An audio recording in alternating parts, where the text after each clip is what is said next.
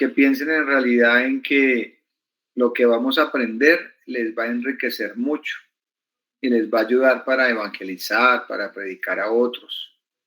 Entonces vamos a ver, el promedio de tiempo es 1 hora y media para ver 2 clases.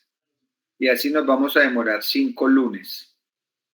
Bueno, entonces ya Marcelita les dirá cuándo son los exámenes, cómo van a ser los exámenes, pero sí es importante que tomen apuntes. Apocalipsis es un libro que en realidad no para mí es uno de los mejores libros de la Biblia que deberíamos entender. Voy a empezar a leer. No les voy a decir que lean versículos. ¿Por qué razón? Porque de pronto nos demoramos un poco más y porque de pronto el internet no se escucha mucho y no, entonces más bien sí les voy a pedir que tengan su Biblia y vamos a ir buscando los versículos. ¿Les parece? Bueno, entonces voy a empezar leyendo. O Marcelita, siempre vas a estar con nosotros. Sí, señor. Entonces tú me ayudas con los versículos para no Bueno. tener problema con el internet. Listo, Entonces tú vas en la hoja y tú vas adelantándote ahí. Tú vas mirando, por ejemplo, vamos a Apocalipsis 1:3, después Gálatas 1:12, Apocalipsis 1:9, y así, abajo Salmo 119, 160, y tú los vas teniendo y me los vas dictando. Bueno, es para evitar con los hermanos de pronto que el sonido no les funcione. Bueno, listo. Voy a empezar. El propósito del libro es revelar la identidad plena de Cristo, dando esperanza y alertando a los creyentes de lo que hemos sido salvos por el poder de la cruz de Cristo y de lo que viene para continuar su plan soberano en la creación. Entonces, lo primero del libro es conocer quién es Jesús, dónde está Jesús actualmente, qué es lo que va a pasar. Apocalipsis es un libro que me da esperanza, no es un libro que me da miedo. ¿Quién le da miedo el Apocalipsis? Aquellos que no son salvos. Pero Apocalipsis no tiene que darnos miedo, porque vamos a ver para dónde nos vamos a ir. Vamos a ver a dónde vamos a estar. Entonces, no es un libro de miedo, es un libro de esperanza. Es un libro que me alerta y me dice en realidad lo que viene para los que no creen. Es un libro que me pone pendiente de lo que voy a ver. Es la continuación del plan de Dios y el final del plan de Dios. Por eso Apocalipsis me está diciendo hasta dónde vamos a llegar. El capítulo 2 a 3 de Apocalipsis está dirigido a las 7 iglesias de Asia, que son tipo de la iglesia universal y también para todos los creyentes.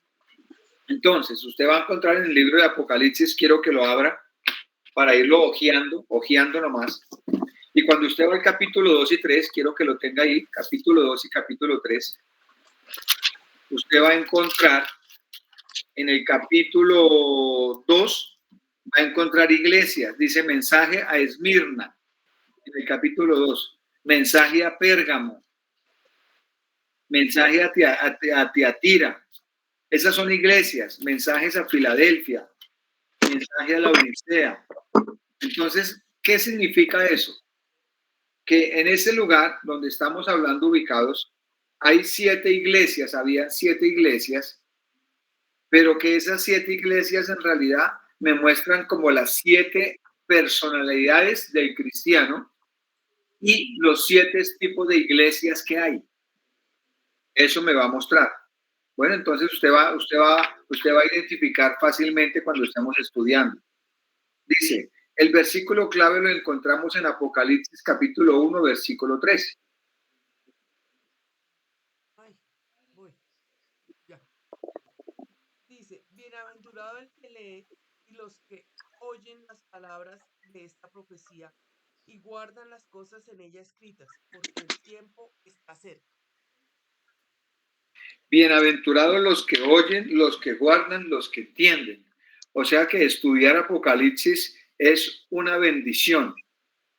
Cuando usted y yo estudiamos Apocalipsis, dice el Señor, los voy a bendecir por estudiar el libro de Apocalipsis. O sea que grabes en su cabeza que estos 5 lunes va a haber bendición más de lo que nos imaginamos sobre nosotros, porque vamos a estudiar el libro de Apocalipsis. Eso dice, bienaventurados los que leen, los que estudian, los que entienden. Entonces, qué bendición poder estudiar este libro. Dice, es por este versículo que el Señor nos insta a estudiar este libro de las revelaciones. El lenguaje de Apocalipsis es un tipo de literatura judía. O sea que lo que estamos hablando, por ejemplo, cuando Juan tenía visiones, Juan no veía bombas, como hoy en día, ni había bombas, ni había drones, ni nada. Entonces quiero que sepa que vamos a encontrar mucho simbolismo en el Apocalipsis. Hay mucho símbolo. Y eso es lo que vamos a mirar cómo el Señor nos guía para entenderlo. Dice que hay un lenguaje judío que emplea imágenes simbólicas para comunicar esperanza a quienes se hallan en medio de la persecución y que creyeron en su palabra por encima de las circunstancias. El interés de escudriñar este libro empezó en el siglo XIX. Es llamado también el libro de las revelaciones. ¿Qué es una revelación? Correr el velo, como cuando usted corre una cortina y ve algo detrás de la cortina. Eso significa el libro de Apocalipsis. Se llama el libro de la revelación. O sea que en estas clases se nos va a correr el velo a nosotros y vamos a entender cosas que nunca nos habíamos imaginado. Dice, para ver a Cristo reinando y no sufriendo, lleno de autoridad y gloria. Gálatas 1:12.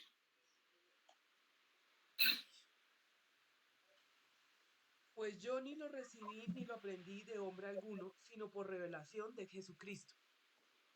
O sea que Pablo está diciendo, fue Jesús el que me corrió el velo y el que me hizo entender el llamado, el que me hizo entender el ministerio. Fue Jesús el que me hizo entender qué pasó en la obra de la cruz. O sea que la palabra revelación es correr el velo, que es lo que usted y yo tenemos que pedirle al Señor todos los días. Señor, ayúdame a entender tu palabra, dame la revelación de la palabra, ilumíname con tu palabra, porque si usted entiende la palabra, su vida le va a cambiar. Pero el que no entiende la palabra sigue igual y es un religioso más. Dice, es mostrar a algo a alguien que está escondido y se vuelve visible. Eso significa la palabra revelación. Mostrar algo escondido. Es así como se muestra a Jesucristo vivo en su gloria reinando. Verdades que estaban escritas simplemente mencionadas, pero aquí se vuelven claramente visibles. O sea que los vamos a estudiar y ya usted cuando lea Apocalipsis no solamente lo va a leer por leerlo, sino que va a encontrar mucha riqueza en Apocalipsis. El autor es identificado como Juan, un hombre de edad. O sea, el apóstol Juan fue el que escribió Apocalipsis. Él estaba preso en la isla de Patmos por predicar el evangelio y lo llevaron solo. Entonces, ¿qué se la pasaba haciendo él? Orando. Y fue en oración donde Dios le reveló todo. Dice, y el último apóstol que sobrevivía en el exilio, en una pequeña isla estéril llamada Patmos. Las autoridades romanas lo habían expulsado de allí debido a su predicación fiel del evangelio. Apocalipsis 1:9.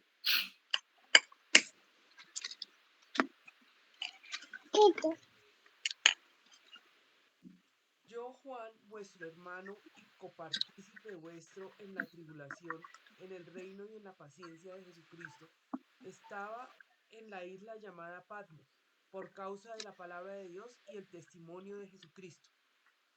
O sea que Juan escribió Apocalipsis. Él mismo fue que él escribió todo eso y con el tiempo lo transcribieron. Dice, él mismo lo dice como muestra de su entrega y en Apocalipsis 1:1 muestra que él es el testigo. Él dice, los testigos importantes, del siglo II lo identificaron también como Juan, el escritor del Evangelio y las 3 cartas. O sea que Juan escribió Apocalipsis y escribió primera, segunda y tercera de Juan. ¿Listo? Dice aquí, el Apocalipsis fue escrito en la última década del primer siglo. Aparte del libro de Juan, no lo escribió el libro de Juan y las 3 cartas de Juan. Entonces, ¿cuándo fue escrito? En el siglo 94-96 después de Cristo. Le voy a enseñar algo. ¿Por qué un libro como este se escribe 94 años después de que Jesús se fue? Resulta que 94 años después empezaron a recoger toda la información, y 94 años después de que Jesús se fue, estaba toda la información lista. O sea que este libro se escribió en 2 años. Juan empezó a escribir, a escribir, a escribir. O sea que ¿cuántos años tenía Juan? Imagínense. Si fue en el 94 después de Jesús, ¿y Juan de cuántos años conoció al Señor? O sea que Juan tuvo que haber muerto de 100 y pico de años. ¿Y cuántos años duró en la cárcel? Muchísimos años, por causa del Evangelio. El Evangelio a veces nos lleva a pasar dificultades, como el apóstol Pablo.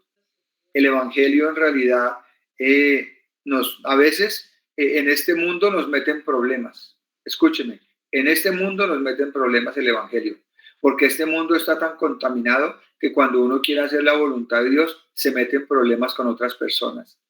Pero aquí es donde usted tiene que tener claro su carácter y quién es. Si usted es un verdadero creyente, no importa.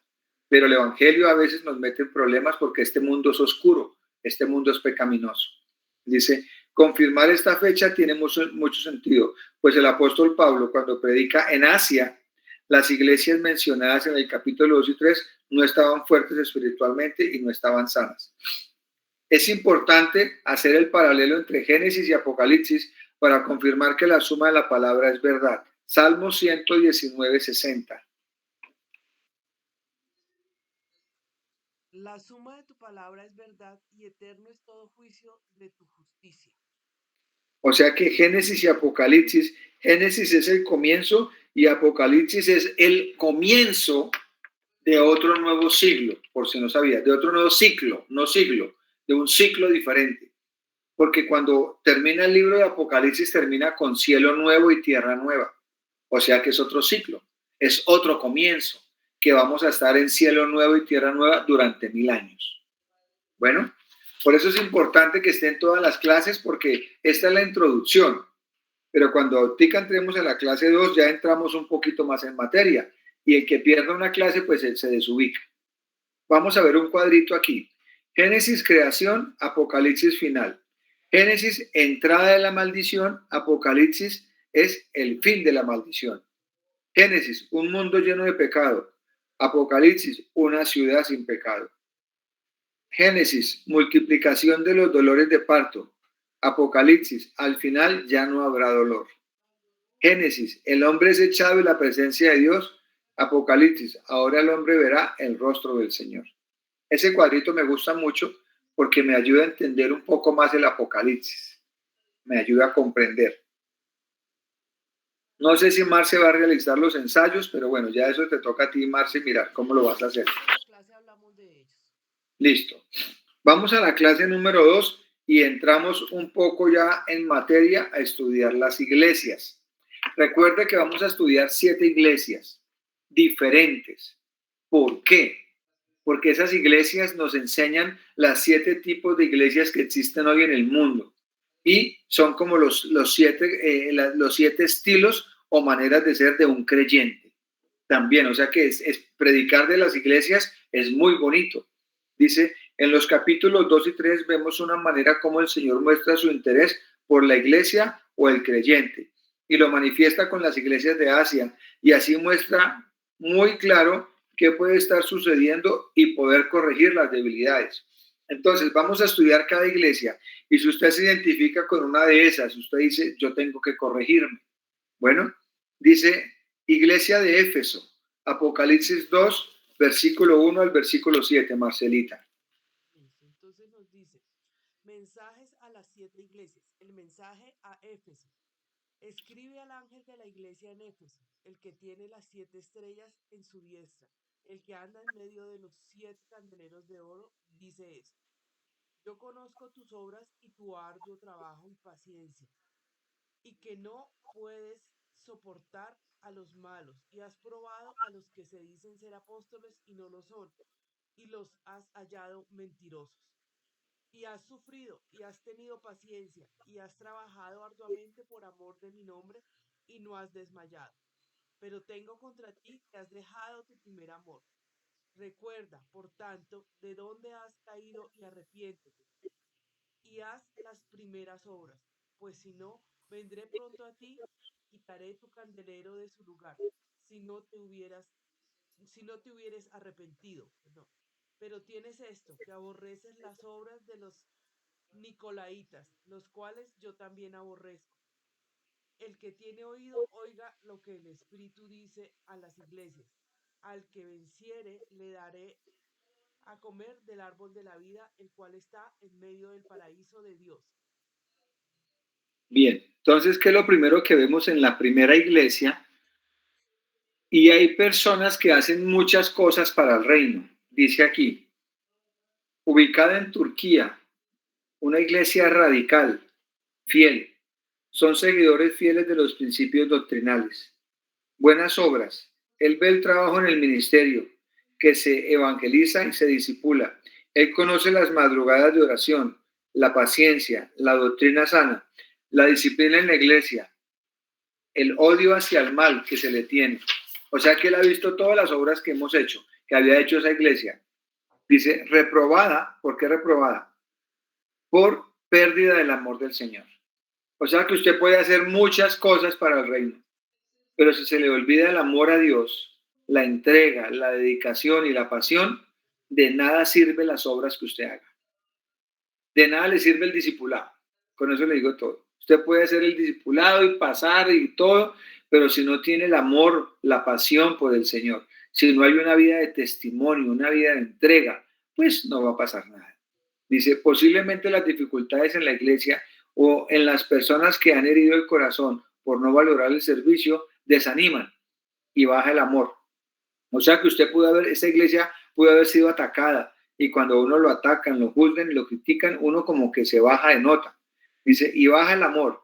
La reincidencia es, perdón, la reincidencia es descuidar lo primero, o sea que no descuide el amor, el arrepentimiento y el despertar espiritual. El enemigo quiere que entremos en un acomodamiento y alejarnos del fuego espiritual, haciendo que me desanime en el camino y me lleva al acomodamiento. Dice el libro de Hechos 19:19, ese nomás, Marcelita. Listo. Hechos 19:19. Asimismo, muchos de los que habían practicado la magia trajeron los libros y los quemaron delante de todos. Y hecha la cuenta de su precio, hallaron que era 50.000 piezas de plata. O sea que el arrepentimiento de una persona, el amor a Dios es deshacerse de todo lo que ofende a Dios. Amor a Dios no solamente es predicar, amor a Dios no solamente es hablar la palabra, es en realidad darlo todo. Estos hombres en el libro Los Hechos, cuando les predicaron a estos magos brujos, quemaron todos los libros. Dice, leemos cómo la gente se convertía, dejaba de comprar imágenes de la diosa Diana, porque era una imagen, un ídolo, y renunciaron a eso.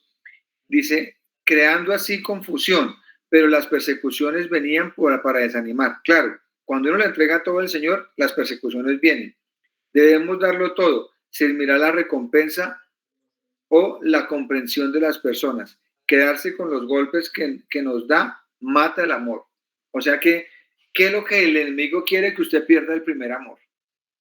Que usted deje de tener la pasión por los problemas, por la entrega, por las dificultades, por las luchas. Eso es lo que el diablo quiere. Y el Señor le está diciendo a esa iglesia, yo tengo algo contra ustedes, la iglesia de Éfeso. Ustedes están dejando su primer amor. Y ahí es donde está su problema. Siguiente. Según hoy, son iglesias activas que resaltan demasiado la ortodoxia, o sea que son muy estrictos, pero carecen de la entrega, pasión, amor, fervor espiritual. Dice, Naamán, el general sirio, era un ganador de batallas y amado por el pueblo, pero era leproso. Él, pero hace que ya no se admire de la misma manera y se le valore igual. ¿Qué pasó? Naamán lo entregó todo, pero entregarlo todo no es de admirar hoy en día. Cuando las personas lo entregan todo, no se les admira. Eso dice Segunda de Reyes todo 5, que no lo vamos a leer. Entonces, aunque era un buen hombre, le dio lepra, pero el Señor lo sanó. Aunque era un buen hombre, tuvo problemas, pero el Señor lo sanó. Entonces, el amor nunca se nos puede olvidar. A usted, a mí no se nos puede olvidar de dónde nos sacó el Señor. Entonces, esta es la iglesia que perdió su primer amor. Siguiente, la iglesia de Esmirna, pobre pero rica. Apocalipsis 2, 8 al 11. El mensaje a Esmirna. Y escribe el ángel de la iglesia, Esmirna, el ángel de la iglesia en Esmirna, el primer y el postrero, el que estuvo muerto y vivió, dice esto: yo conozco tus obras y tu tribulación y tu pobreza, pero tú eres rico, y la blasfemia de los que dicen ser judíos y no lo son, sino sinagoga de Satanás. No temas en nada lo que vas a padecer. He aquí, el diablo echará a algunos de vosotros en la cárcel, para que seáis probados, y tendréis tribulación por 10 días. Sé fiel hasta la muerte, y yo te daré la corona de la vida. El que tiene oído, oiga lo que el Espíritu dice a las iglesias. El que venciere no sufrirá daño de la segunda muerte. Listo, vamos a ver esta iglesia, este tipo de iglesia. La primera es la iglesia muy activa que hace cosas, pero que no aman al Señor como es. La iglesia de Esmirna es pobre pero rica. Constancia espiritual, tesoro celestial. Bien, en medio de la adversidad guarda la fe, porque dice, yo conozco tu tribulación. La palabra tribulación se refiere a algo aplastante. Ese tipo de sufrimiento puede ser definido como una pena que es producida a causa de la fe en Cristo. Entonces dice el Señor, yo sé que ustedes son atribulados por creer en mí. Ocurrió que a algunos de los antiguos cristianos se les echaba miel sobre el cuerpo, eran atados cerca de un hormiguero y los insectos los atacaban. Tenaz esa tortura. Echarles miel para que se lo comieran por pedacitos. Eso sufrieron los grandes héroes de la Biblia. Todos los que quieren vivir piadosamente en Jesús serán perseguidos. Segunda de Timoteo 3:12. Voy.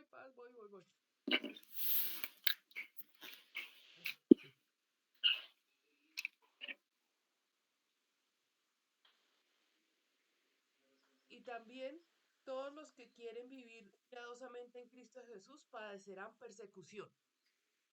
Tal cual dice. Entonces, cuando usted es perseguido, juzgado, criticado y está en tribulación, eso es normal en los cristianos. Usted no puede pretender que eso no es normal. Eso es una lucha constante que vamos a tener. Aquí lo bueno de todo es que en medio del problema Dios nos enseña y nos da sabiduría cómo salir de esas tribulaciones. Por eso nos convertimos en guerreros, porque sabemos enfrentar los problemas. Dice, son aceptos por la santidad aunque no tengan dinero. O sea que no tienen dinero, pero viven en santidad. Corona de vida para los que perseveran. Según hoy, son iglesias que hacen obras misioneras y que padecen persecución, de escasos recursos, pero soportan por tener una visión clara. O sea que usted y yo tenemos que tener claridad de lo que estamos haciendo por encima de cualquier problema. La iglesia que alcanzará un nivel sobresaliente en el cielo es la que soporta la tribulación en el nombre de Jesús. O sea que en el cielo vamos a estar 7 años según el nivel 5.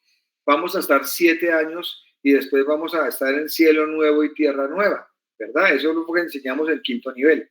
O sea que esa iglesia, por si usted no sabía, bienaventurados los que sufren, los que lloran, bienaventurados los pacificadores, porque ellos recibirán consolación. ¿Qué significa? Que en ese milenio, que vamos a ver 1000 años en cielo nuevo y tierra nueva, seremos recompensados. Así es de que la vida cristiana es más allá de lo que usted se imagina. En este mundo tendremos dolores, pero en el venidero todo será gozo en el nombre de Jesús. Y ahí va a ser cumplimiento de promesas. Ahí Dios nos va a bendecir de manera más especial. Usted no se imagina cómo Dios nos va a bendecir. Por eso es una iglesia pobre pero rica. Pobre en dinero, pero rica en espíritu. Jesús dijo que pusiéramos nuestras riquezas en el cielo, pues allí no se desvaloriza. Una iglesia fiel es una iglesia que sobresale en su santidad. Entonces ya vimos una iglesia con pocos recursos, pero en santidad. Vamos a la tercera iglesia. Iglesia de Pérgamo. Lea usted la lectura en la Biblia, ¿no? Y Marcelita va a leer, pero usted siga la lectura. Ahora, perdón, Marcelita. Perdón. Cuando dice el ángel, recuerde que la palabra ángel en la Biblia significa enviado. O sea que el ángel no es un ángel alado. El ángel es Juan. Porque yo soy un ángel, por ejemplo. Si yo llego a su casa, golpeo la puerta, digo que me den posada y ustedes me hospedan, Entonces, hospedamos ángeles, porque la palabra ángel es un enviado. ¿Listo? O sea que ángel aquí no es ángel alado, es Juan. Y escribe al ángel de la iglesia de Pérgamo, el que tiene la espada aguda de 2 filos, dice esto. Yo conozco tus obras y dónde moras, donde está el trono de Satanás. Pero retienes mi nombre y no han negado mi fe, ni aun en los días en que Antipas, mi testigo fiel, fue muerto entre vosotros, donde mora Satanás. Pero tengo unas pocas cosas contra ti, que tienes ahí a los que retienen la doctrina de Balaam, que enseñaba a Balac a poner tropiezo ante los hijos de Israel, a comer de cosas sacrificadas a los ídolos y a cometer fornicación. Y también tienes a los que retienen la doctrina de los Nicolaitas, la que yo aborrezco. Por tanto, arrepiéntete, pues si no, vendré a ti pronto y pelearé contra ellos con la espada de mi boca. El que tiene oído, oiga lo que el Espíritu dice a las iglesias. Al que venciere, daré de comer a comer del maná escondido, y le daré una piedrecita blanca y en la piedrecita escrito un nombre nuevo, el cual ninguno conoce sino aquel que lo recibe. Entonces, la iglesia de Pérgamo, ¿qué es? Una iglesia con un mal ambiente. Sí, es la que le diste, ¿no? La de Pérgamo. Dice perseverancia en el mal ambiente, o sea que era una iglesia no muy sana en el ambiente. Se enorgullecía de tener la biblioteca de 200,000 rollos de pergamino y de medicina, o sea que era una iglesia donde tenían mucho estudio, había mucha capacitación, había mucha formación en ellos, pero eran orgullosos. Ese es otro tipo de iglesia. Y dice, Cristo reprende a la iglesia por tolerar a quienes, como Balaán. ¿Quién era Balaán y Balac? Balaán es la doctrina que le pagaron al profeta para que maldijera. Entonces está diciendo, en esta iglesia están permitiendo eso, como si fuera la iglesia de la prosperidad, que están permitiendo, o sea, tienen mucho conocimiento, estudian mucho, pero le meten plata a todo, pactos y cosas como esas. Dice Cristo, Cristo reprende a la iglesia por tolerar a quienes, como Balaán, apartan a su pueblo de Dios, pues decidió maldecir al pueblo por dinero. Números 22-21. Solo ese, 22-21. Voy. Se me perdió. Lo, lo tenía marcado y se me perdió. 21. Así Balaam se levantó por la mañana y enalbardó su asna y fue con los príncipes de Moab. Balaán se fue a maldecir al pueblo por plata.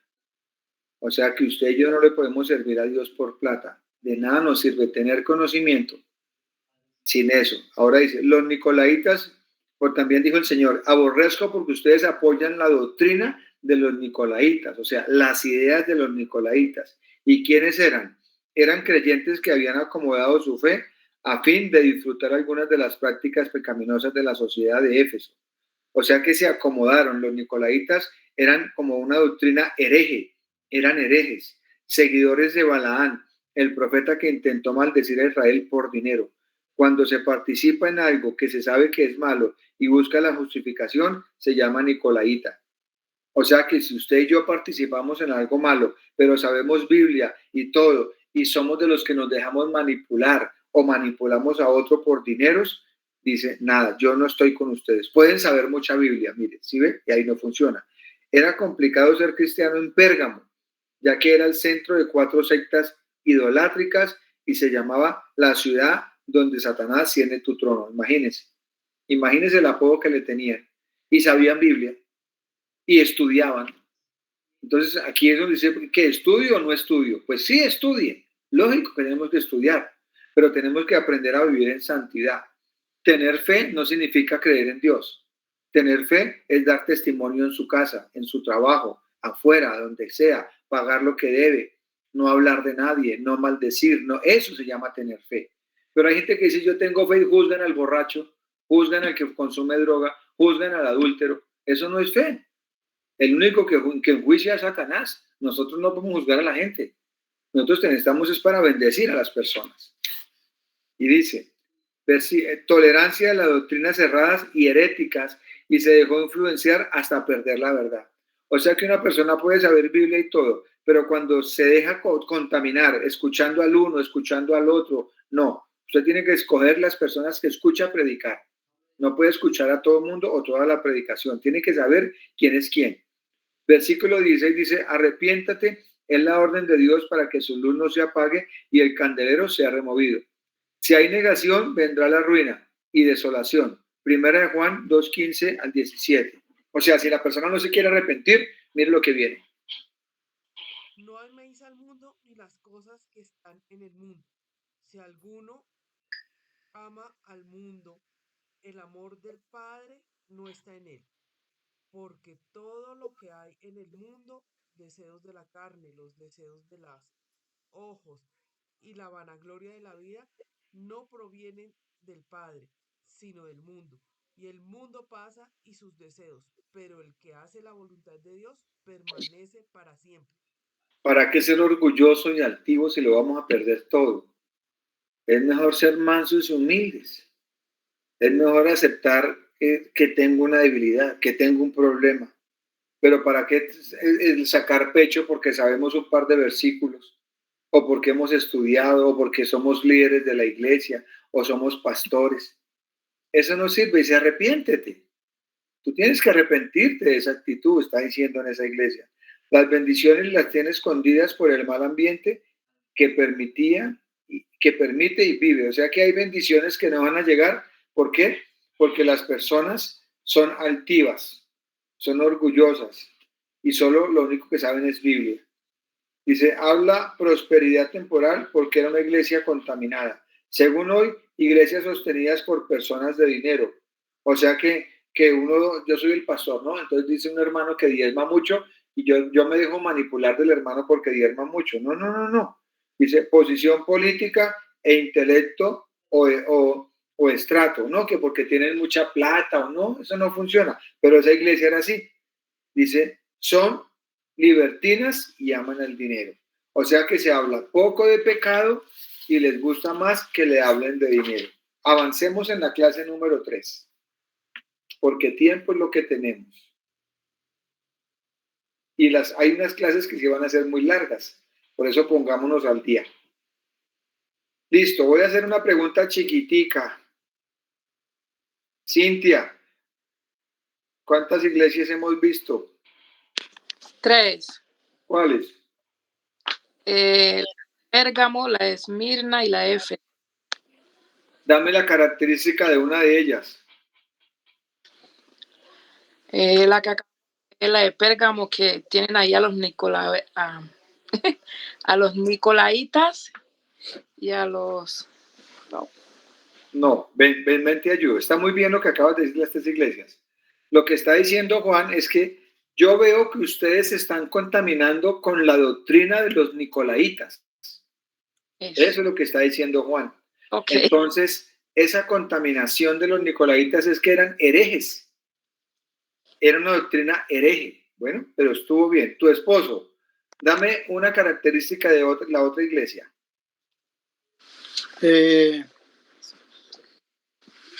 Por ejemplo, la de Éfeso. ¿Qué dice? Que no podemos olvidar el amor a Dios y que debemos hacerlo todo pues por Él y para Él. Bien, sigamos y más adelante le pregunto a los que no les he preguntado, así es de que pilas. Iglesia de Tiatira, iglesia de la profetisa malvada, Apocalipsis 2, 18 al 29. Amén. El mensaje a Tiatira. Y escribe el ángel de la iglesia en Tiatira, el Hijo de Dios, el que tiene ojos como llama de fuego y pies semejante al bronce bruñido, dice esto: yo conozco tus obras, y amor, y fe, y servicio, y tu paciencia, y que tus obras postreras son más que las primeras. Pero tengo unas pocas cosas contra ti, que toleras que esa mujer Jezabel, que se dice profetiza, enseñe y seduzca a mis siervos a fornicar y a comer cosas sacrificadas a los ídolos. Y le he dado tiempo para que se arrepienta, pero no quiere arrepentirse de su fornicación. He aquí, yo la arrojo en cama y en gran tribulación a los que con ella adulteran, si no se arrepienten de las obras de ella. Y a sus hijos heriré de muerte, y todas las iglesias sabrán que yo soy el que escudriña la mente y el corazón, y os daré a cada uno según vuestras obras. Perdón. Pero a vosotros y a los demás que están en Tiatira, a cuantos no tienen esa doctrina y no han conocido lo que ellos llaman las profundidades de Satanás, yo os digo, no os impondré otra carga, pero lo que tenéis, retenedlo hasta que yo venga. Al que venciere y guardare mis obras hasta el fin, yo le daré la autoridad sobre las naciones, y las regirá con vara de hierro, y serán quebrantadas como vaso de alfarero, como yo también la he recibido de mi Padre. Y le daré la estrella de la mañana. El que tiene oído oiga lo que el Espíritu dice a las iglesias. Bueno, esa está más larguita y vamos a mirar a ver qué dice. Entonces la iglesia de Tiatira es la iglesia de la profetisa malvada. ¿Qué significa? Está diciendo el Señor, ustedes permiten que venga profecías y son permisivos con el pecado. Dice, ¿qué tiene sus ojos? Que tiene sus ojos como llama de fuego. Esas palabras indican que nada escapa de la visión de Jesús. O sea que el Señor está pendiente de todo lo que uno hace. En realidad, todo lo que uno hace, dice. Sus pies como bronce bruñido, lo que nos presenta a quien puede aplastar con su pie el mal y llevarlo al juicio. O sea que Juan lo vio así al Señor. O sea que aquí es donde yo quiero enseñarle algo por un momento. Cuando usted ore, acuérdese de Apocalipsis 2, 18, 29, porque Juan vio a Jesús vivo en el trono. Y Jesús está vivo en el trono hoy en día. Cuando usted ore, mírelo allá, cierre sus ojos y concéntrese, porque allá está y va a tener una oración diferente, una oración de verdad que da fruto. Dice, es una carta de aliento que incluye una palabra de advertencia. Dice, yo veo su amor, veo su servicio espiritual, veo su fe y veo su paciencia. Solo palabras suaves. O sea, está diciendo, pero usted es muy suave con lo que habla. Yo conozco tus obras, ¿verdad? Dice, la iglesia nunca debe perder de vista su ministerio de misericordia. El Señor nos alaba por esa obra benéfica, o sea, siempre misericordiosos. Jesús conoce nuestra perseverancia. Eso dice que Él sabe hasta dónde somos fieles. Podemos ser sacudidos por la crítica y Jesús ve con sus ojos de fuego que soportamos esas pruebas. Poca disciplina hay en esa iglesia. Y se acuerda que en otra había mucha y en esta hay poca. Dice, tolerancia a la profecía corrupta, débil doctrinalmente. O sea que profetice lo que quiera, mijo. Eso coja y profetice y eso vaya y manipule a la gente. No, la profecía sí es bíblica, pero uno tiene que saber que si en su iglesia hay un profeta, ese profeta debe tener testimonio. Debe ser una persona de testimonio. Ahora, ¿qué es profeta? El que predica. El pastor Abdías es profeta, porque él habla la palabra de parte de Dios. La profecía no es solamente el don como en el Antiguo Testamento, que el profeta iba y mostraba eventos futuros. No, el profeta hoy en día somos nosotros. Bueno, somos nosotros los que estamos en ese proceso. Bueno, sigamos. Dice aquí, Jesús conoce poca disciplina. Sin embargo, la gente de Tiatira toleraba un terrible mal en su medio. Cuando la maldad se toleraba en la vida de cualquier iglesia, probablemente se deba a dos razones. O sea, la gente era muy tolerante. Y dice, no tenemos conciencia de la seriedad del pecado. No nos damos cuenta de la seriedad del pecado. O sea, no nos damos cuenta ni de la seriedad del pecado. Está repetido, ¿no? De la conciencia, de la seriedad del pecado, ni de la seriedad. Ahí está repetido, toca corregirlo, Marcelita, ¿me acuerdas? Dice, pues el pecado es un veneno y mata como una daga. Romanos 6:23. Marcelita. Es que estaba en la cartilla borrando.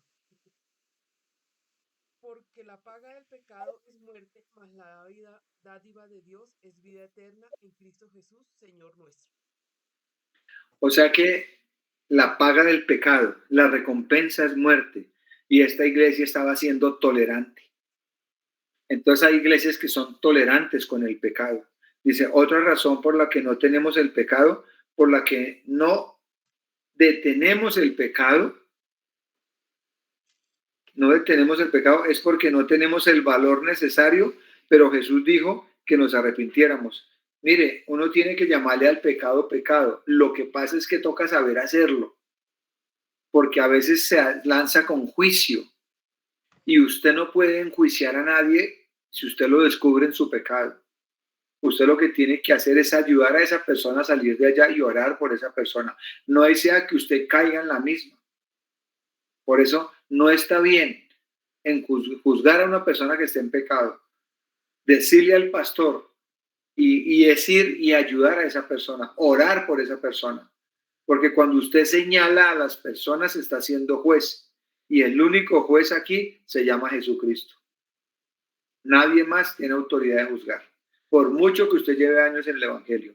Una de las primeras herejías que aparecieron en el cristianismo guiadas por el espíritu de Jezabel fue la doctrina gnóstica. Básicamente decía que la materia es algo malo y el espíritu es bueno. O sea, que decía que la carne nada que ver. Por lo tanto, era permitida y fomentada la fornicación, ya que se mostraba como algo que no afectaba la vida espiritual. Esas son las doctrinas herejes de hoy en día. ¿Cómo así? Usted puede fornicar, usted puede hacer lo que quiere. Eso es una doctrina hereje, eso es una doctrina falsa, eso es una doctrina gnóstica. Los gnósticos dicen que no todo es espíritu y que no todo es carne. O sea que miti miti. Y esa iglesia de Tiatira era una iglesia malvada.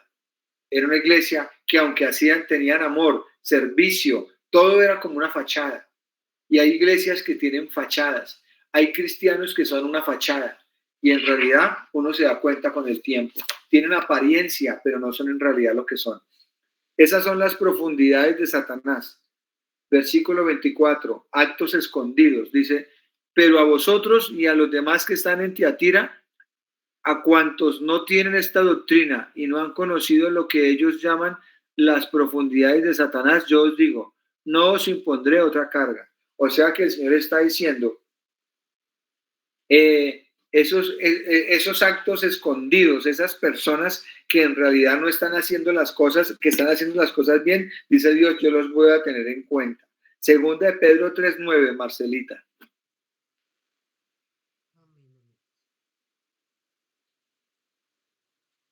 El Señor no retarda sus promesas, según algunos la tienen por tardanza, sino que es paciente para con nosotros, no queriendo que ninguno perezca, sino que todos procedan al arrepentimiento.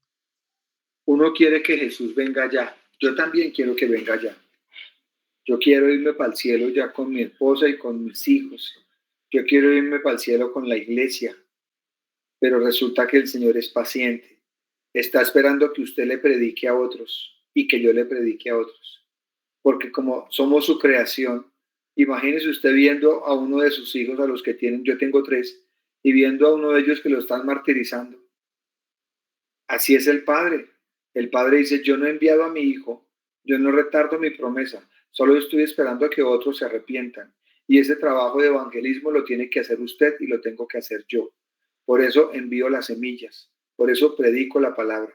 ¿Para qué? Para que otros en realidad sean salvos en el nombre de Jesús. La pregunta será, ¿usted qué está haciendo?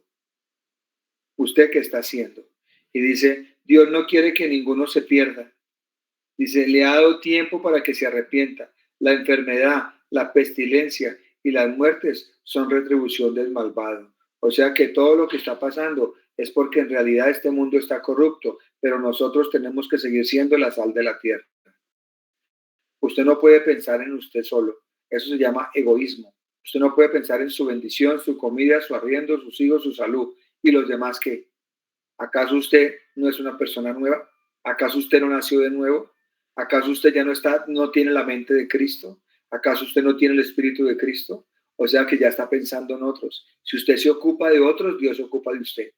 Y esa es una palabra muy clara. Cuando yo me ocupo de las cosas del reino, el Señor se ocupa de las mías. La nuestra es una vida de poder. Versículo 26.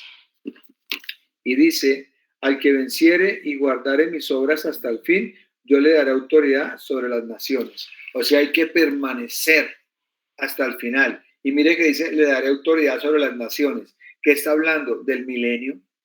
Está hablando que en el milenio vamos a tener posiciones de autoridad. Entonces, que esta palabra le ayude.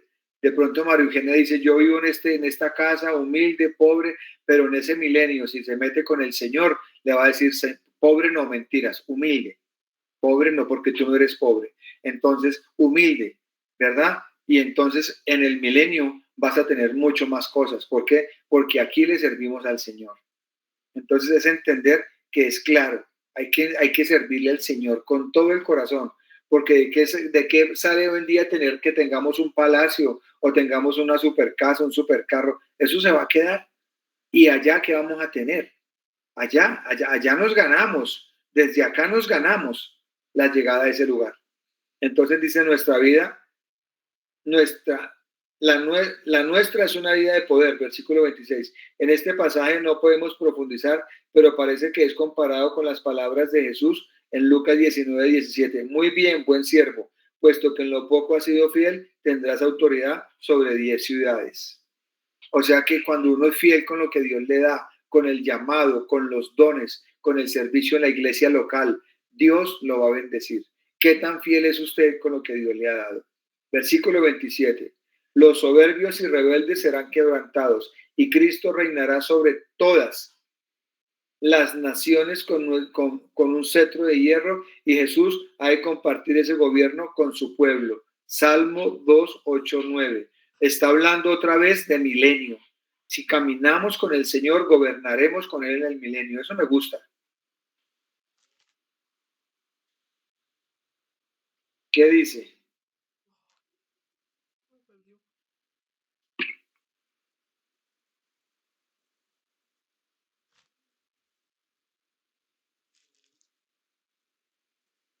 Salmo 2, 8, 9.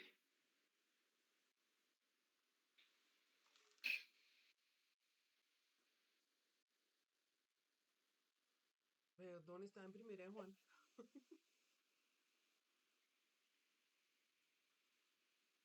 Pídeme y te daré por herencia a las naciones, y como posesión tuya los confines de la tierra.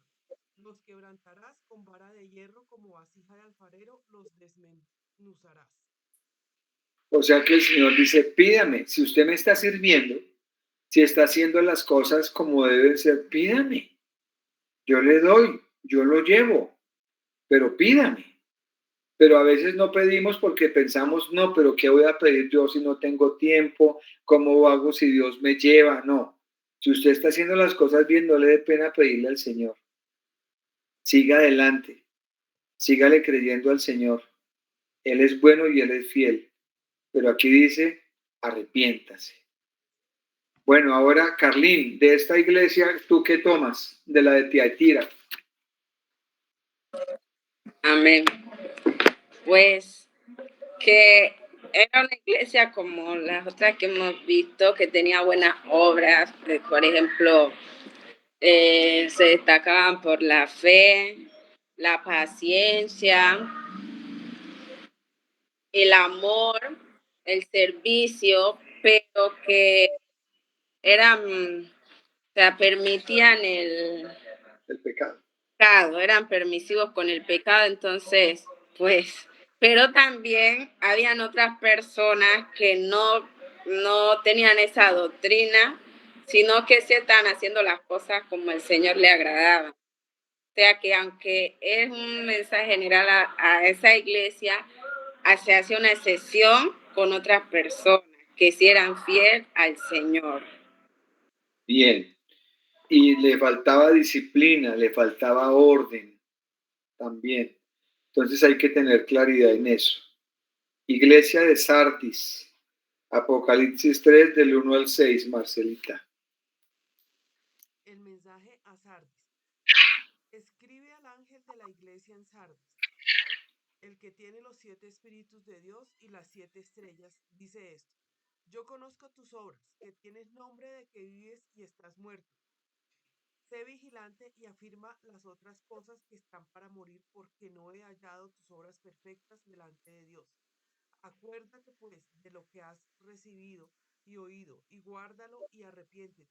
Pues si no velas, vendré sobre ti como ladrón, y no sabrás a qué hora vendré sobre ti. Pero tienes unas pocas personas en Sardis que no han manchado sus vestiduras, y andarán conmigo en vestiduras blancas, porque son dignas. El que venciere será vestido de vestiduras blancas, y no borraré su nombre del libro de la vida, y confesaré su nombre delante de mi Padre y delante de sus ángeles. El que tiene oído, oiga lo que el Espíritu dice a las iglesias. Listo. Una iglesia morimunda, sus miembros sin virtudes, sin glorias para Dios. Era una iglesia solo de nombre. La iglesia de Sardis es el tipo de iglesia por el que debemos preocuparnos, pues decía estar viva por sus actividades y en verdad estaba muerta.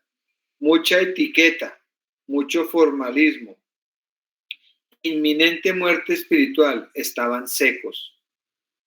Tendemos a morir cuando la vida se nos hace demasiado fácil, como ocurría en la ciudad de Sardis, donde la gente vivía en lujos y liviandad espiritual.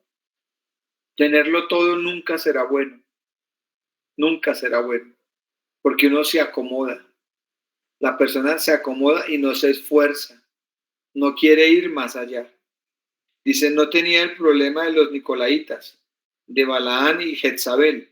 Ellos se sentían muy cómodos y tranquilos y estaban caminando hacia la muerte, porque pensaron que tener las cosas materiales era todo. Somos de los que nos medimos con nuestros propios patrones, por las actividades, pero Jesús nos mide por el interior, por lo que hay en el corazón. Esto me dice algo. No se mide usted mismo, no diga, yo creo de mí que estoy haciendo las cosas bien. No, dígale, Señor, ¿las estoy haciendo bien? Usted no se mide a usted mismo. Hay personas que nos miden cuando nos dicen algo, dicen, pastor, yo he visto esto en usted y nos miden. Y yo agradezco a Dios por eso, porque nos ayuda. Hay gente que usted necesita que le diga la verdad, porque usted se mide solito y se puede estar midiendo mal. Es mejor decir, Señor, mídeme tú. Y hay personas que nos aman, que nos ayudan y nos miden y nos hablan con amor y no nos ofenden. Es importante que usted escuche cuando otra persona le vaya a hablar, porque eso es sano, eso es bueno. Dice, sé vigilante.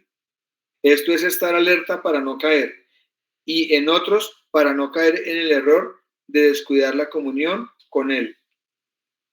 Mateo 24:42. Dice, velad pues, porque no sabéis a qué hora ha de venir vuestro Señor. Pero sabed esto, que si el padre de familia supiese a qué hora el ladrón habría de venir, velaría y no dejaría minar su casa. Por tanto, también vosotros estad pues parados, porque el Hijo del Hombre vendrá a la hora que no pensáis. ¿Quién es pues el siervo fiel y prudente al cual puso su Señor sobre su casa para que les dé el alimento a tiempo? Bienaventurado aquel siervo al cual cuando su Señor venga le haya haciendo así. De cierto os digo que sobre todos sus bienes le pondrá. Pero si aquel siervo malo dijere en su corazón, mi Señor tarda en venir, y comenzare a golpear a sus consiervos y aun a comer y a beber con los borrachos, vendrá el Señor de aquel siervo en día que éste no espera y a la hora que no sabe, y lo castigará duramente, y pondrá su parte con los hipócritas. Allí será el lloro y el crujir de dientes. Entonces, ¿qué está diciendo? Está diciendo, usted tiene que saber cómo velar, ser vigilante. Uno tiene que ser vigilante. Cuando el Señor lo despierta a uno en la madrugada, yo le doy gracias a Dios.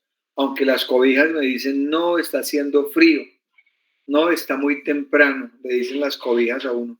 Pero el Señor, en su gran amor y misericordia, nos despierta. Y dice, yo quiero que te levantes a vigilar. Ora por tus hijos, ora por tu relación de pareja, ora por la iglesia, ora por el trabajo que tienes. Por eso es tan importante la oración, y la oración de mañana o de madrugada. Toda oración es buena, pero la oración de madrugada funciona. Y si ora en lenguas, mucho mejor. Cuando nos satisfacemos con las meras apariencias y cuando no logramos utilizar el poder espiritual que Cristo pone a nuestra disposición. Solo unos pocos tienen vida, pues no se han contaminado. Eso dijo Apocalipsis. Dice, Sardis fue atacada 2 veces y su ubicación en la encima, o sea que estaba ubicada en una montaña, y la atacaron 2 veces, y dice, rodeada de peñascos. Pero un día un soldado dejó caer un yelmo abajo y suavemente hasta llegar donde estaba un soldado enemigo que estaba vigilando. Esa noche los atacaron, pues conocieron el camino por un soldado descuidado. ¿Qué significa? Le voy a enseñar. Míreme, ella estaba en una montaña, la iglesia, acá, y eran peñascos, o sea que todo esto eran abismos. Nadie podía subir allá, esa iglesia estaba escondida. Pero un día un soldado dejó caer el arma y se mató un soldado abajo que estaba cuidando. Y los enemigos dijeron, entonces esa iglesia es por aquí. Y miraron arriba y se dieron cuenta que estaba en un peñasco. Y allá fueron y los mataron. O sea, los atacaron. Dice, todos conocemos la historia de Jonás, cuando estaba en el pez. Dios escuchó su clamor porque fue con quebrantamiento y contrición. Cuando sabemos que Dios nos escucha, también debemos estar seguros que esa oración será contestada. Aprenda a entender que Dios es nuestro Padre Celestial y que Él es nuestro sustento. Aquí Jesús no nos está diciendo que interrumpamos esos ejercicios espirituales. Solo dice que seamos genuinos en la vida espiritual y lo hagamos así para poder ver respuestas sobrenaturales. O sea que no sea religioso. No haga tantas cosas. Lo que haga, hágalo de corazón. Si va a ayunar, de corazón. Ayunar no es dieta. Hay gente que ayuna y es dieta, no oran. No, eso no es ayuno. El ayuno es oración. Entonces, si va a ayunar, pues ayune. Pero no es dieta. Métase a orar por la mañana 1 hora. Cuando le vaya a entregar, ore otro tiempo, otra hora. Pero no, estoy en ayuno y nunca oran. No, eso no. Escuches enseñanza, saque tiempo. Dice Romanos 12:1. Así que, hermanos, os ruego por las misericordias de Dios que presentéis vuestros cuerpos en sacrificio vivo, santo, agradable a Dios, que es vuestro culto racional. O sea, está diciendo, Jesús nos está diciendo que interrumpamos esos ejercicios, no está diciendo que interrumpamos todo lo que hacemos, está diciendo, presente su cuerpo en sacrificio vivo, o sea que todo lo que hacemos para el Señor nos va a costar, todo lo que hacemos para Él nos cuesta. Y dice versículo 5, dice, no borraré su nombre del libro de la vida. En la antigüedad, ojo con esto, que eso es doctrinal, esto es algo bien claro, no borraré su nombre del libro de la vida. En la antigüedad, los reyes tenían la autoridad de borrar los nombres de sus funcionarios. Jesús no es señor de ese tipo de reyes. Los dones y ministerio no son cosas que Él se arrepiente de haberlos dado. Entonces no vaya a decir que Dios le va a borrar el nombre a usted del cielo. No. Una vez el nombre de Dios, su nombre quedó en el libro de la vida, ahí quedó. La salvación no se pierde. ¿Qué es lo que sucede? Que hay personas que no son salvas, ¿verdad? Que están en las iglesias y llevan años y aún en ministerios y nunca fueron salvos.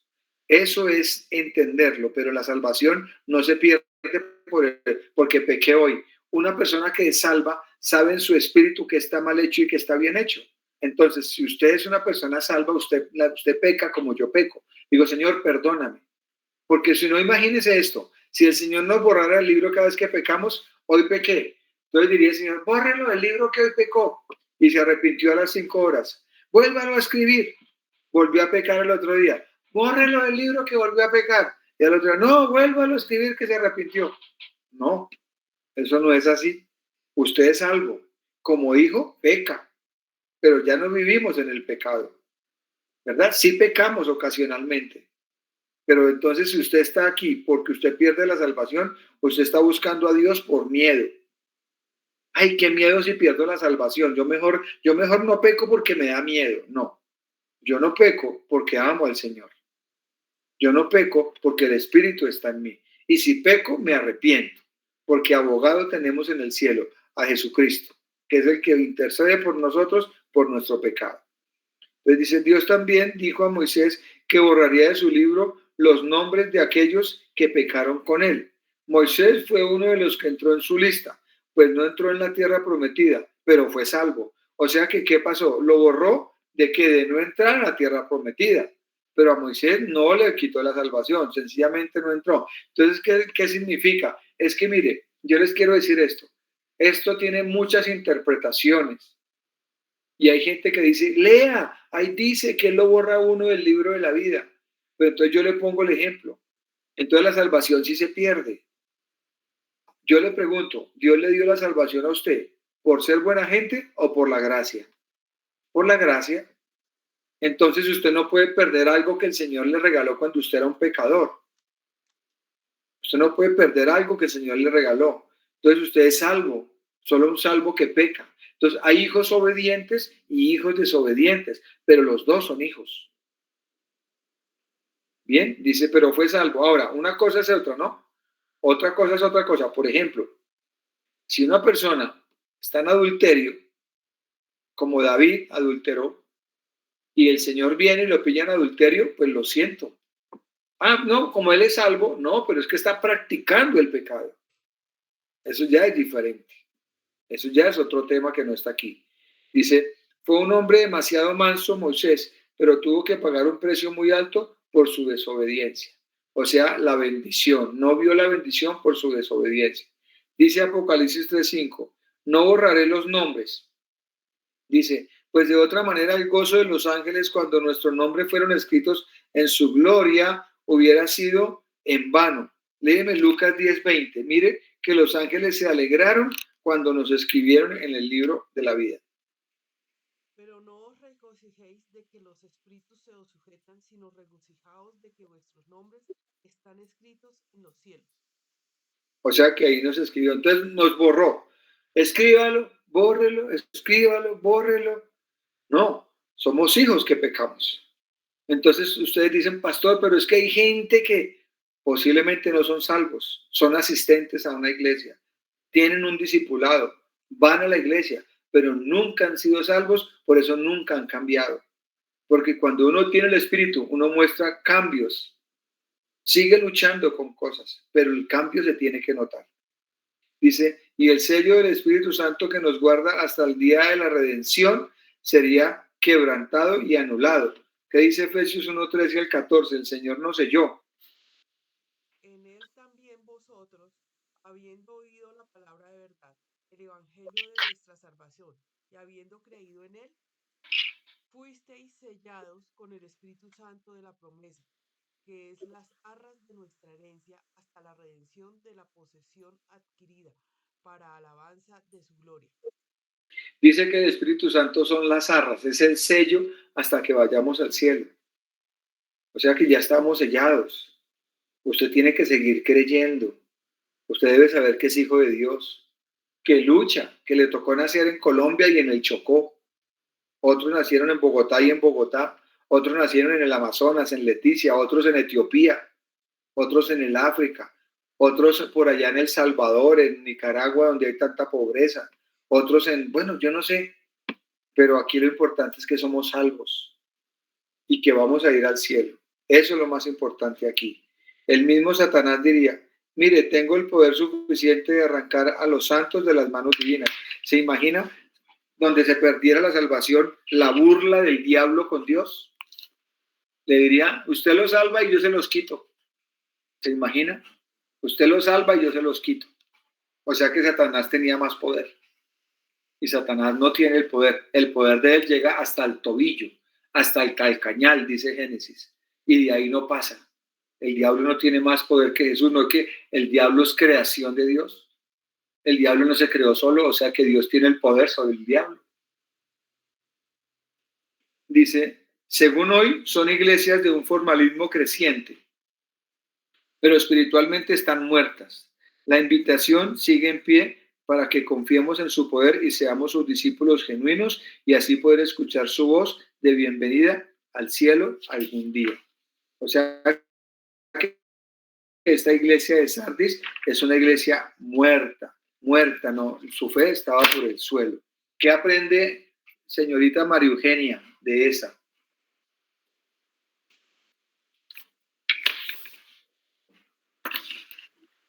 Amén. Bueno, no sé, estoy corta de idea. Bueno, aprende la iglesia de Sardis, que es una iglesia de apariencia, pero que realmente no tiene el fundamento. Me perdí. Bueno, no te preocupes. Santia, no, ya hablaron. Ahora Sabina, ¿qué aprendes de esa iglesia?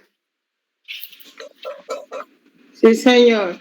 Pues que era una iglesia que más se preocupaban por aparentar que por buscar lo espiritual. O sea que prácticamente estaban muertos espiritual. Solo era una iglesia, una fachada, porque no se profundizaban en buscar del espíritu, sino de vivir una vida como normal, como en el mundo. Bien. ¿Tu compañera qué dice? Porque ahí terminamos, Marcia. Maura.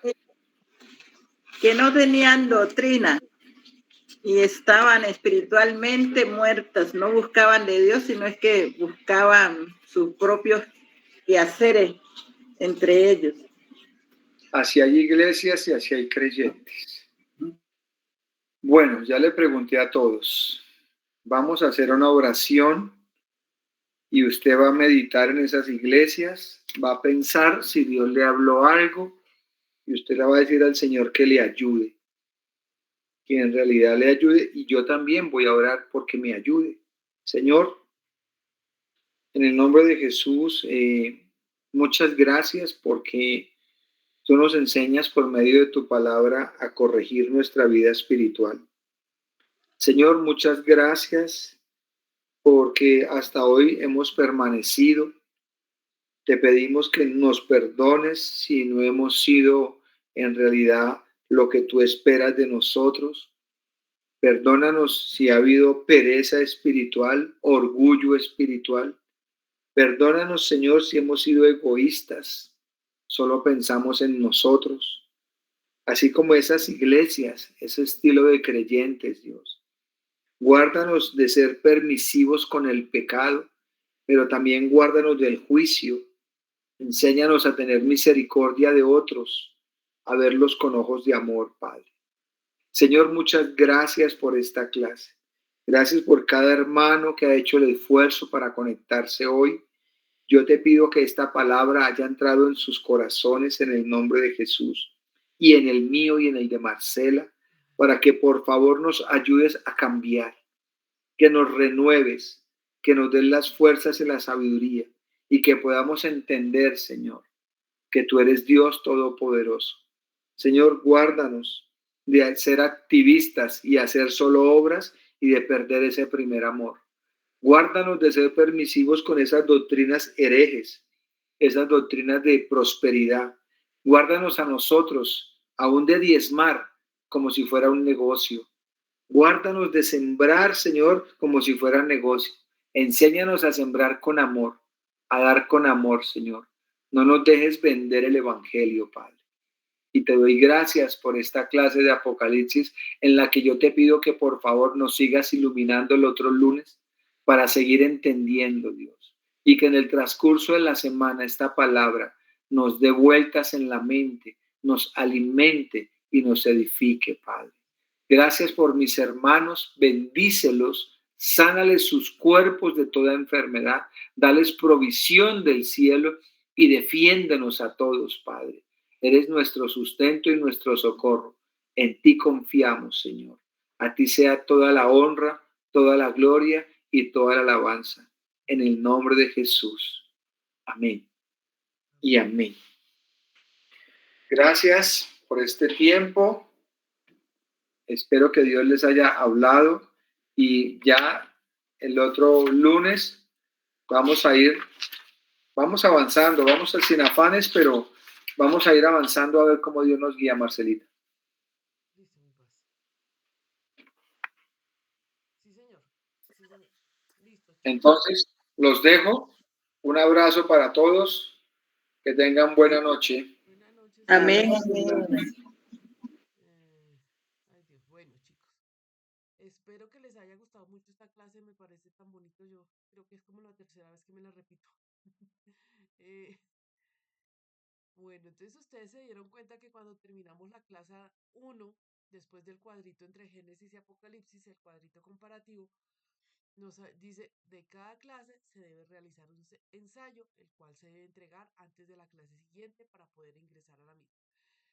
Ustedes ya saben cuáles son los ensayos, pero para que nos quede más fácil a todos y a todas para hacer ese trabajito, como vimos ya, creo que vimos ya 5 iglesias.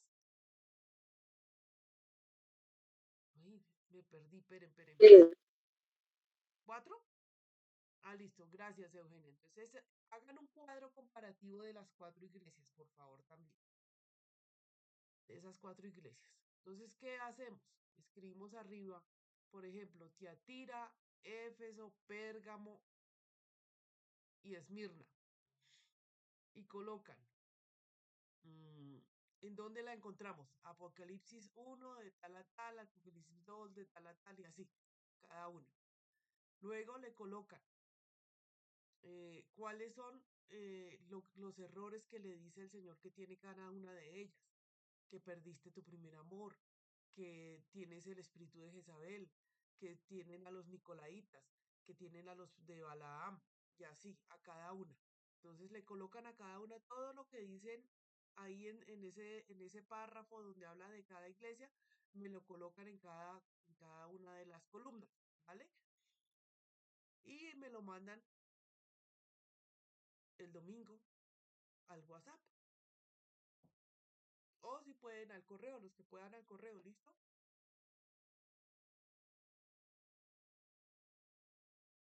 Listo, profe. Otra cosa. Entonces, Dime. se va a hacer el ensayo de las 4 iglesias más el cuadro comparativo. Sí. Pero se hace uno solo y se resume lo de todas o uno por cada una. ¿El ensayo? Sí, señora. Todas. Un solo ensayo para todas. Bueno. Sí, un ensayo. Espérate que miro aquí. Ay, que no me quiere abrir el Word. Ay, Dios, espérense un segundito. Allá. Bueno. Aquí nos dice que después de la clase 6 vamos a tener una evaluación, muchachos. Ustedes saben, ¿no? Que siempre después de la clase 6 tenemos una evaluación. Pero, espérense, yo me acuerdo aquí como es. Yo les voy contando. Déjenme, yo reviso mis apuntes, cómo fue la evaluación aquí. ¿Cómo fue esto? Para yo ir sacándole las notas, ¿vale? Pero por ahora hagamos esto que les acabé de decir. Y Carly, me ayudas por si acaso alguno no entiende, le preguntan a Carly, si no me escriben y me preguntan, chicos y chicas del club. Recuerden que este Apocalipsis es muy bonito, se profundiza un poco más en Apocalipsis y vemos todas las bendiciones que trae el tener este tema tan emocionante, estudiarlo. ¿Listo? Entonces, ay, ¿qué pasó acá? No se les olvide el ensayo y el cuadrito comparativo. Si no alcanzan a hacer el cuadro para este lunes que viene, lo hacemos después del otro lunes, ¿no? Porque el otro lunes terminamos las iglesias. ¿Vale? Para que de una vez queden todas las 7 iglesias en el cuadro. ¿Vale? ¿Sí les quedó claro o los enredé mucho?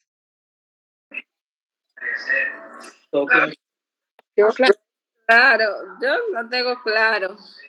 Pues sí me parece mejor, digo yo, pues, hacer el cuadro cuando veamos el resto de las iglesias.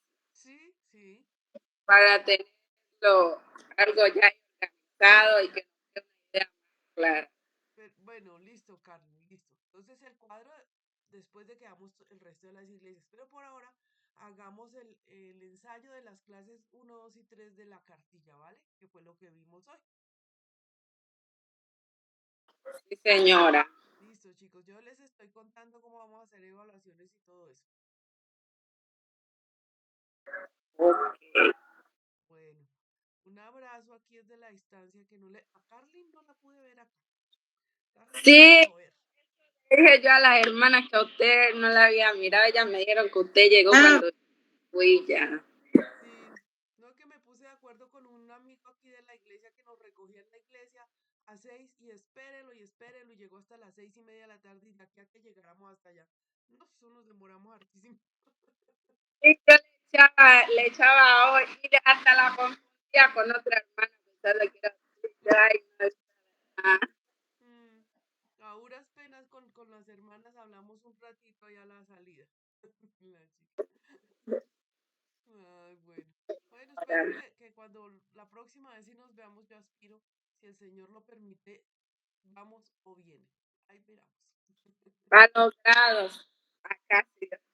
Listo, Carly. Bendiciones, descansen.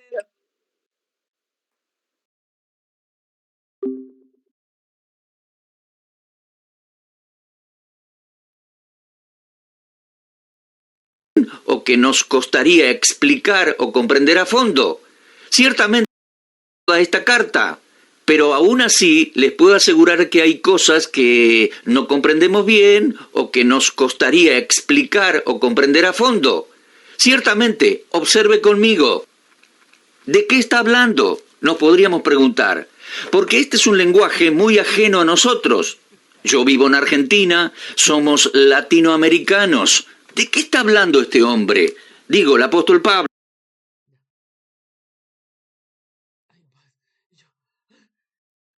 Detener grabación, perdón.